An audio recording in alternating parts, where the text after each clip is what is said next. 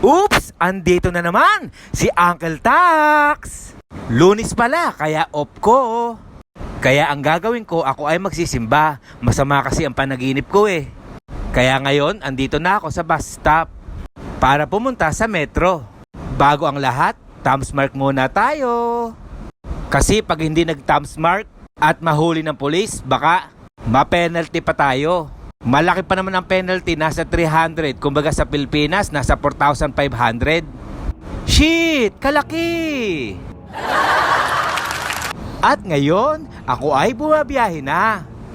Ganito pala ang tanawin dito sa Satwa. At ito pala ang Big Moss. At nakita ko may kurbating, baka piyesta rito. Saan kaya ako makipagpiesta? Joke lang, hindi piyesta rito. Siguro, design lang nila yan. Pero ganun pa man, happy piyesta pa din. At ngayon, ako ay nakababa na. At pupunta na ako sa metro, sa tren. At paakyat na ako sa escalator. Ganito pala ang tanawin pag nandito ka sa taas. At makikita mo ang lahat. At para sa akin, maganda talaga dito sa Dubai. Unang-una na, safe ka pa. Kahit maglakad ka pa sa dilim at sa madaling araw. Ayos! At tapos, thumbs mark muna tayo. Dahil doon tayo pupunta sa taas. Doon ako sasakay sa tren. At eto na nga, siksikan na naman. Buti na lang hindi masyado amoy putok. Minsan kasi napakalakas. Pag naaamoy ko, sumasakit ang sentido ko.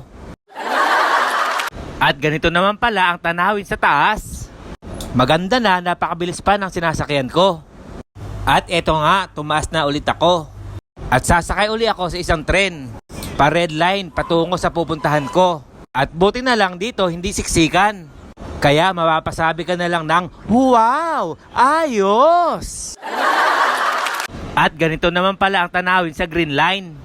Kaya masasabi ko sa Dubai, UAE, napakaganda dito, number 1. Malinis na, maganda na tanawin at syempre safe ka pa. Kaya mga kababayan ko, kung gusto nyo mag-abroad, dito na lang kayo sa Dubai. Napakaganda talaga dito. Hindi kayo magsisisi.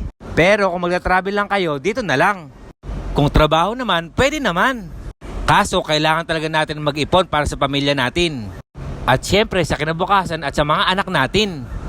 Tama na nga ang kwento ko kasi malapit na ako bumaba. At ngayon, eto, pababa na ako at pupunta na ako sa aking tutunguan. At ang mga nakasabay ko pala, mga Indian at saka mga Nepal. At sumakto ang mga estudyante. Mga pauwi pa lang sila, galing sila sa school. Tsaka pala kanina pa ako nagji-jingle. Kaya nagpunta muna ako sa jingle area. At tapos hugas ng kamay. At pagkayari, pants ulit. Para makalabas dito sa metro. So ayan na nga, pababa na ako. Ang biyahe ko pala simula sa amin hanggang Udmeta, nasa 45 minutes. Kaya mabilis lang din. At dito sa labas may napansin ako. Ewan ko kung anong halaman to. Malaki kasi, mas malaki pa sa akin. Madami kasi ako nakikita sa Bantuan, kaso maliliit lang. I-comment nyo naman mga taga Nueva Ecija kung sa anong halaman to. At chinek ko pala kung anong oras darating ang bus. Para pag natapos ako magsimba, alam ko kung anong oras ako uuwi. At ngayon, andito na ako sa St. Mary Catholic Church. Walang masyadong tao kasi Monday. Pero pag Sunday ito, napakaraming tao, iba-ibang lahi na naman. At bago lahat, holy water muna. At sign of the cross. The Father, the Son, the Holy Spirit. Amen. Lord, maraming salamat po Panginoon ko sa lahat ng biyaya na binibigay sa amin. Salamat po Panginoon ko at inaalagaan niyo ang buong pamilya ko sa Pilipinas at pamilya ko rito. Maraming salamat po Panginoon ko at ginagabayan niyo po kami at pamilya ko na naman sa Pinas. Salamat po Panginoon ko at ang mga OFW dito at sa buong mundo. At salamat po Panginoon ko sa mga pagkain na biyaya na binibigay niyo sa amin. At kayo na po bahala sa amin at bigyan niyo po kami ng lakas ng pangangatawan sa araw-araw. Muli, ito po ang samat dalangin sa pangalan ni Jesus. Amen. At pinagtulos ko na pala ng kandila ang mga mahal ko sa buhay na pumanaw na. Kaya lagi tayong magpapasalamat sa poong may kapal kung ano meron tayo. Yun lang ay pasalamatan natin at biyaya yun. At ito pala ang oras ng simba mga kabayan. I-post nyo na lang kung gusto nyo makita to. Andito rin mga schedule na ibang lahi na Christian din. Basta para sa akin, Pilipino Katoliko ang madami dito. At pagkayari ko magsimba, ako ay uuwi na. Naalala ko maraming pala akong gagawin sa bahay, maglalaba pa ako at magluluto. Tsaka pala kasama ko dapat pala ang asawa ko magsimba, kaso late na siya. Kaya ginawa namin, nagkita na lang kami sa metro at sabay na lang kami umuwi sa bahay. Supportive talaga ang asawa ko paminsan-minsan kasi siya ang tiga-video ko. At pasakay na pala ulit kami sa metro. At sana walang masyadong pasahero. Kasi pag puno ito, mahirap sumakay. At buti na lang, hindi puno. At eto pala ang mapa sa metro.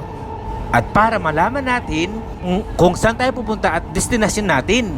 At eto, nakababa na kami. Maghihintay na lang kami ng bus papunta sa amin. Kaso maraming palang nag-aabang papuntang Satwa. At ngayon, andito na kami. At nagpunta pala kami sa Fish Market dito upang bumili ng uulamin namin mamayang gabi. Gusto kasi ng asawa ko may sabaw, kaya ang binili ko tilapia. Kaya gagawin kong luto ay sinigang na tilapia. Kalasa.